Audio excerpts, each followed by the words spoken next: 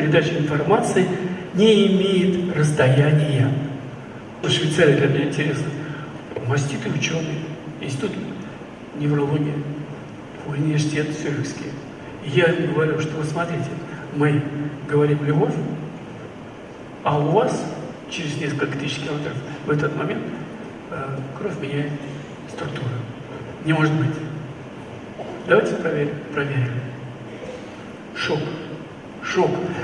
А как получилось? Я говорю, очень просто. Мы в пространство отправляем слово «любовь». Гармонию. И в этот момент те люди, которые находятся Бог знает где, на большом расстоянии, они попадают в это поле. И какая реакция будет? Реакция изменения крови. То есть монетные столбики попадают, кровь становится гармоничной, ровной. Удивительно.